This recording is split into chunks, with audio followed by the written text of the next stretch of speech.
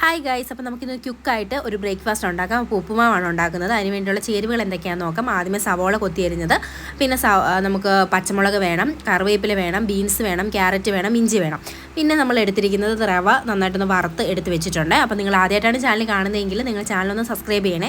അപ്പോൾ നമ്മുടെ ചട്ടി ചൂടായി കഴിയുമ്പോഴേക്കും നമ്മൾ എണ്ണ ഒഴിച്ച് കൊടുക്കുക. എണ്ണ നന്നായിട്ട് ചൂടായി കഴിയുമ്പോഴാണ് നമ്മൾ കടുക് ഇട്ട് കൊടുക്കേണ്ടത്.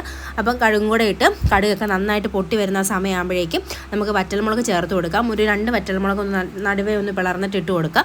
അതൊന്ന് നന്നായിട്ടൊന്ന് ഫ്രൈ ആയി വഴിയുമ്പോഴേക്കും നമുക്ക് സവാള ഇട്ട് കൊടുക്കാം. അപ്പോൾ സവാള നന്നായിട്ടൊന്ന് മൂത്ത് വരണ്ട, ഒന്ന് ജസ്റ്റ് വാടി വന്ന് കഴിയുമ്പോഴേക്കും നമുക്ക് പച്ചമുളക് ഇട്ട് കൊടുക്കാം. ഇവിടെ ഞാൻ 2 പച്ചമുളക് എടുത്തിട്ടുള്ളൂ, കാരണം ഇത് നല്ല എരിവുള്ള പച്ചമുളകായിരുന്നു. എന്നിട്ട് നമ്മളത് നന്നായിട്ടൊന്ന് വഴറ്റി കൊടുക്കാം. പിന്നെ ബാക്കിയുള്ള നമ്മുടെ ആ ബീൻസും ക്യാരറ്റും ഇഞ്ചിയും കൂടെ നമ്മളത് ഇട്ട് കൊടുക്കുന്നുണ്ട്. അപ്പോൾ അതും കൂടെ ഇട്ടിട്ട് നന്നായിട്ടൊന്ന് വരുന്നവരെ ഒന്ന് വെയിറ്റ് ചെയ്യാം. അപ്പോൾ ഒരുപാട് അങ്ങ് കരിഞ്ഞു പോകണ്ട, എന്നാലും നന്നായിട്ടൊന്ന് വഴന്ന് വരണം. പിന്നെ എനിക്ക് മഞ്ഞ കളർ ഉപ്പുമാവാണ് ഇഷ്ടം. അപ്പോൾ ഇച്ചിരി മഞ്ഞപ്പൊടി ഇട്ടിട്ടുണ്ട്, ഇച്ചിരി ഉപ്പുപൊടി ഇട്ടിട്ടുണ്ട്.